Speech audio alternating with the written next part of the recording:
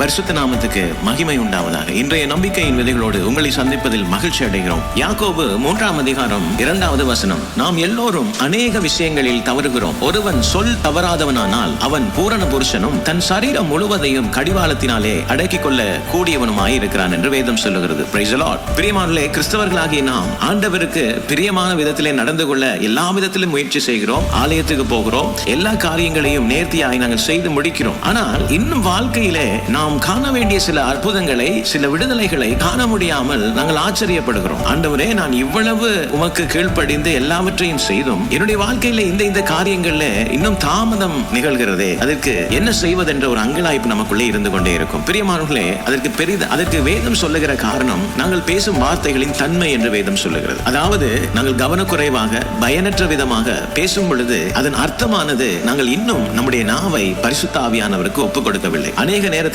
கிறிஸ்தவர்களாகிய நாம் ஆவிக்குரிய வாழ்க்கையில முதிர்ச்சி உள்ளவர்களா இல்லையா என்பதை நாங்கள் பேசுகிற சம்பாஷணைகளை கொண்டு நாங்கள் அறிந்து கொள்ளலாம். எங்களுடைய ஒவ்வொரு சம்பாஷணையும் ஒவ்வொரு வார்த்தையும் ஆவிக்குரியதா இல்லையா என்பதை நாங்கள் சொல்ல முடியும். எப்படி என்றால், எந்த அளவு நம்முடைய வாயின் வார்த்தைகள் தேவனுடைய கட்டளைகளுக்கு கட்டுப்பட்டு இருக்கிறதோ அந்த வார்த்தைகளை கொண்டு எங்களுடைய வாழ்க்கையின் ஆவிக்குரிய நிலைகளை நாங்கள் உணர்ந்து கொள்ளலாம். இதை கேட்கிற நீங்கள் இன்று நினைக்கலாம், தேவனே என் நாவை கட்டுப்படுத்தும் என்று நாங்கள் சொல்லி ஆண்டவரிடத்திலே விண்ணப்பிக்கலாம். ஆனால் பிரியமானவர்களே, அது போதாது. ஆண்டவர் தன்னுடைய வழிகாட்டுதலை நமக்கு கொடுத்திருக்கிறார். நம்முடைய நாவை அவருடைய ஆளுகைக்கு ஒப்புக் கொடுக்க வேண்டும். அதாவது நம்முடைய நாவை பரிசுத்த ஆவியின் ஆளுகைக்கு ஒப்புக் கொடுக்க வேண்டும் என்று வேதம் சொல்லுகிறது. அப்படி நாங்கள் ஒப்புக் கொடுக்கும் பொழுது எங்கள் சரீரத்தை நாங்கள் கடிவாளத்தினாலே அடக்கிக் கொள்ள கூடியவர்களாக காணப்படுகிறோம். பிரியமானவர்களே, கர்த்தர் தாமே இந்த வசனங்களோடு உங்களை ஆசீர்வதித்திருப்பார் நான் விசுவாசிக்கிறேன். தொடர்ந்தும் பைபிள் மரத்தின் வேத தியான பகுதிகளோடு இணைந்து கர்த்தருடைய ஆசீர்வாதத்தை பெற்றுக் கொள்ளுங்கள். இதனாலில் உங்கள் நாவுகளை கர்த்தருடைய பரிசுத்த ஆவியானவருக்கு ஒப்புக் கொடுங்கள். கர்த்தர் தாமே உங்களை ஆசீர்வதிப்பாராக. God bless you.